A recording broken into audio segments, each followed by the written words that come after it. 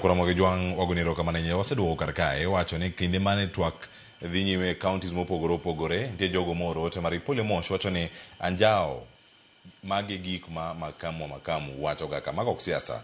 Ochieng Peter Omino wacho ni donge amor gi twak kaka dhi mbele kawuono antiere gwenge magem Masogo Jotelo to gi weche mochido kendo eni moro ma ok wadwa miya penjo mathoth ni mago kotimore dige ne ochop mbele kucho to dhi ketowa e ngima mane.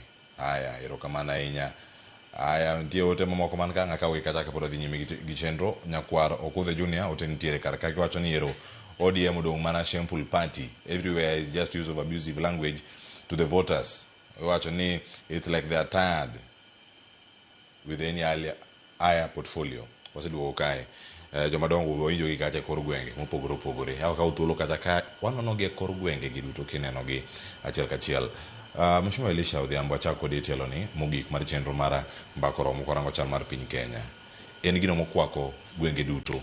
Ten mana ni opogore matin kwarango masawa kata Central malwara mar Mount Kenya moneno kata mantiere Machakos giduto en gino misiemo gima duong' misiemo ka en telo.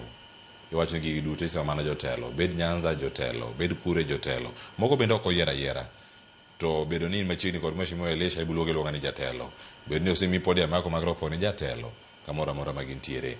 Mani picha mar piny Kenya nyaka sani inene yo machalade ahinya kama danwa range sani tielo ni tiyo kod mbui. Jok mawinjo gigi nokochopo kati romo kaka Dr. Abdul nowache mbui gi sani likes gi comments gi social media kama gintiere e gima dhi bedo katayo kaka itimo campaigns e kinde mabiro bende iko rekode. Aparo adoburo the words mar Churchill. Kenya must decide gima gidwaro. Luo must decide gima gidwaro. Because ki entertain nonsense to nonsense bedo dhano. Ki entertain weche maricho to jotelo moyiero mantie medo dhi gi wechego.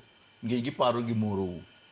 Ahinya awinjo all the speeches from Mombasa, from Homa Bay, Kisumu, Nyeri, everywhere. Bopenj, jo Kenya dilo gudwa hate speech. Because this country en marwa, nyaka wariwre. And more so, inyalo do kui motedo game, nya game, motedo Kiambu, nya Kach, motedo Mombasa, nya Taita motedo Mutumbu. So you have all this in the mix. So largely the whole country otamre hate speech. And they're asking us as leaders that we are held accountable. We are the ones to blame. Because once, what I say, majibo wacho, ka uwe maber, nyithine madonge dala, bochako uwe maber. Because we have opportunity kaka jotelo to mentor jomatindo. Wanyalo mentor gi weche mawuok e dhowa. Kokwa mentor gi, to we are building up as a rotten society. Mabo thago wakwa retire samandala kakwa udoga. So it's important to call Jotelo Mawuoyo Marach to order. Mondo change that direction. And I think I congratulate Ramogi for having come forth to drive the agenda to stop hate speech in the country, especially Samwadi Yero. Because Samwadi Yero eka build up ma hate medre. Build up ma clanism medre. So the moment we decide for media to support the leadership of the country in terms of calling our conduct to order, I think we'll have a better country. Dr. Abdul, what you could mbui?